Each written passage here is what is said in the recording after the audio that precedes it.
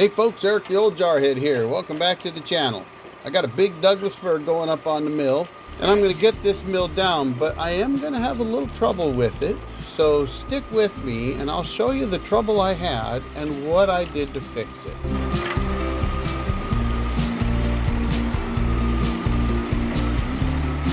We'll get the log positioned, start cutting, and as usual we'll get that first face cut, and once it's cut we're going to roll at 90 and make the second face cut. And of course I'm going to do the usual, run down to the center of the log, find out what my average is, come back, drop about 1.5 inches, tighten up the band a little bit, get it adjusted right, and then go ahead and make that cap cut. You can see this is a pretty big log. It's a good sized log. Got a nice opening face. Take a flitch cut out of it, and I'm just checking to make sure it is big enough. I want to make sure that I'm going to clear it on that outside guide wheel.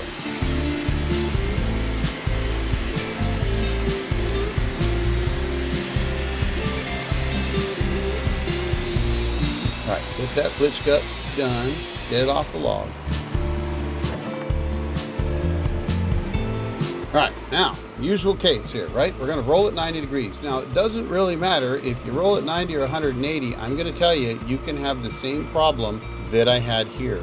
And what that problem was, is I didn't see, because there wasn't really enough flat face on those side supports, I didn't really see that it wasn't sitting perfectly square against the side support.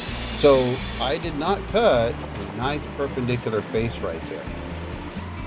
Go ahead, take another flitch cut out. I'm going to have two good surfaces here. But again, we are not perpendicular. That is not a perfect 90-degree cut. It wasn't sitting right against those side supports. And I guess really if there's a message here, always try to make sure that it's sitting well against those side supports. But if it isn't, you can fix it, and I'm going to do that.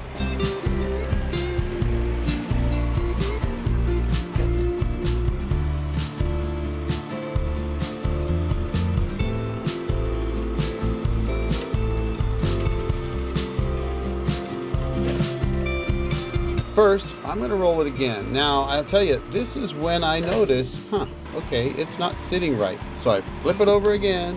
I'm going to go ahead and I'm going to take this face down. So even though normally you wouldn't see me do this, I'm going to take this face down to give me two flat surfaces, one to put against the side supports and one to clamp. Now, I know at this point that I'm not cutting perfectly perpendicular faces, but being aware of that is the key here. Right, so we take that cut off.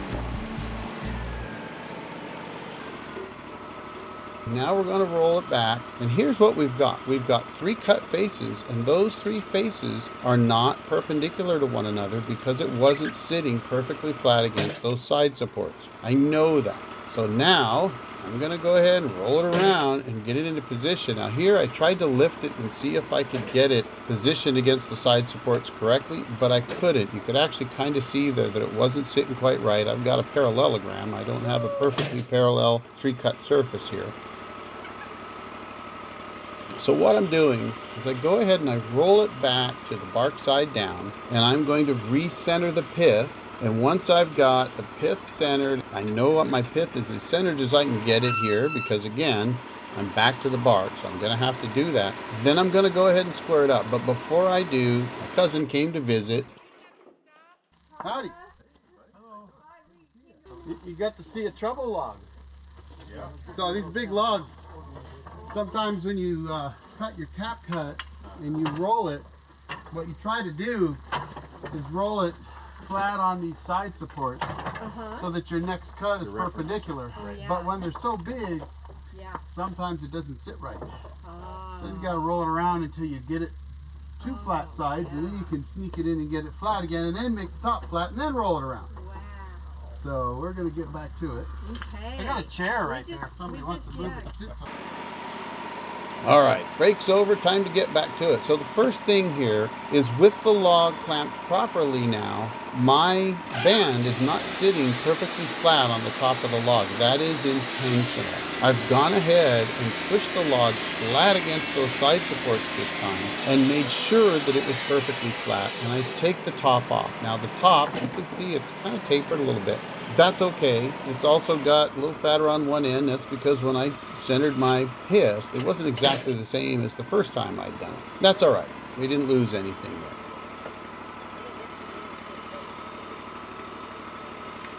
So all I'm doing now is I'm going to roll it around. Of course, first I've got to get the bark out from underneath it.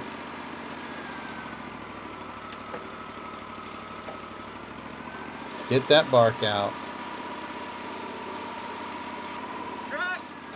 And I've got it sitting now where I've got good faces that I can work with. Got to tighten the band up a little bit. And we start taking it down again. When I made that roll, because I corrected the other side, it's all nice and square now. It really didn't take a lot of work to take that little bit of parallelogram out of it. I just had to clamp it right against those side supports so that I could make a nice square cut across the top, get it perpendicular. Now I can get back to working the log. Now it's a big log. It's going to take a little while, but we're going to get it knocked down. We just got to get it to where we can take some big slabs out of it.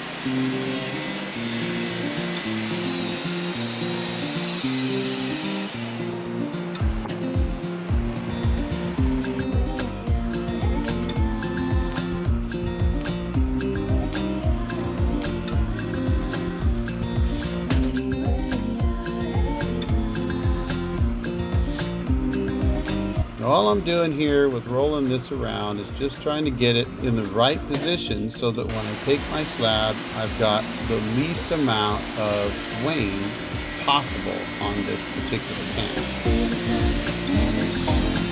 see the sky, how did the birds look like? Is it winter now? Under the pressure of life,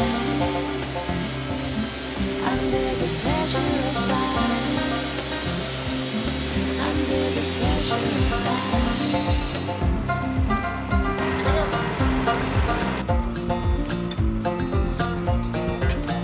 Now we take that first slab off, and you notice there's only wane going to be on the very top of that. We'll take that off.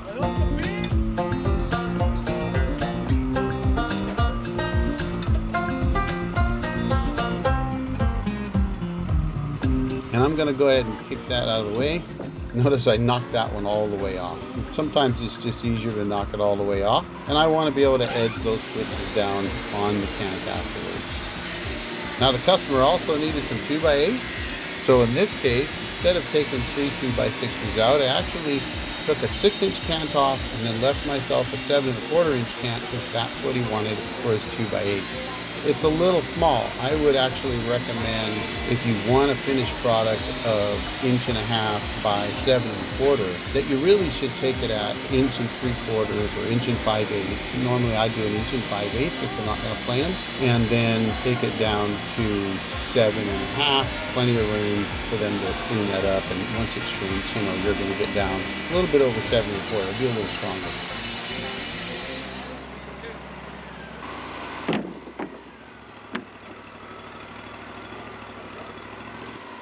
All right, get this one knocked down, and I'm going to bring it down a ways, and then I'm going to flip it over and get that wane off the other side as well.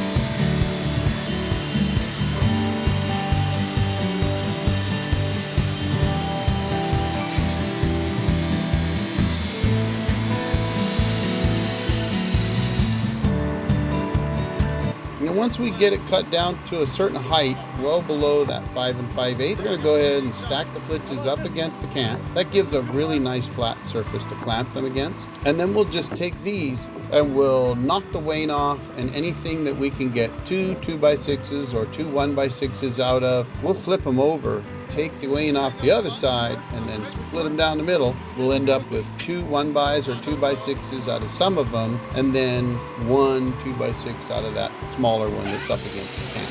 Pretty straightforward stuff there, right?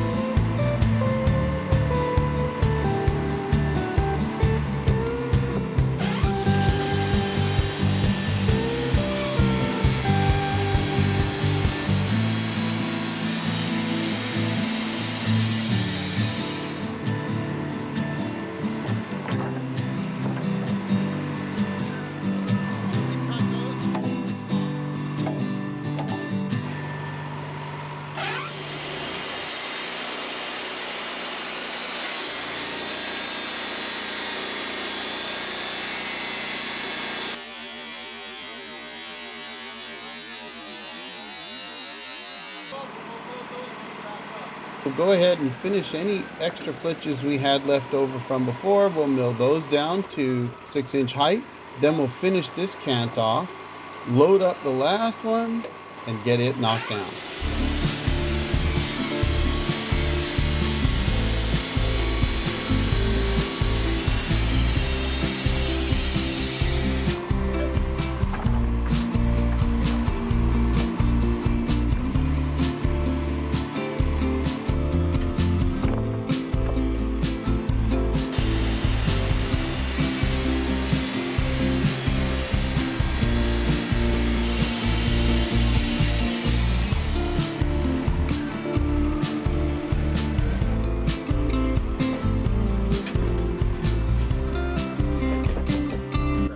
My brain hasn't been working great today.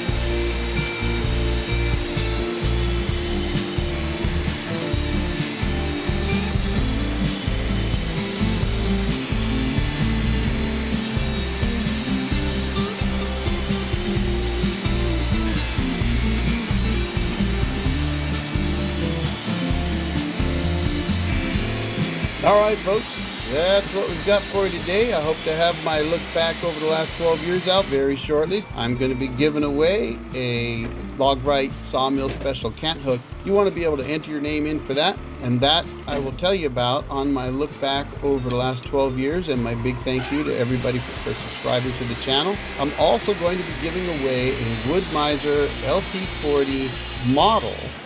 Sorry, folks, I can't give away a full-blown LT40. But I'm going to give away a model, and I've got some hats and things to give away, so stick around. Keep an eye on the channel. That's coming out shortly. Thanks for watching, everybody. Y'all have a great day. The old Jarhead out.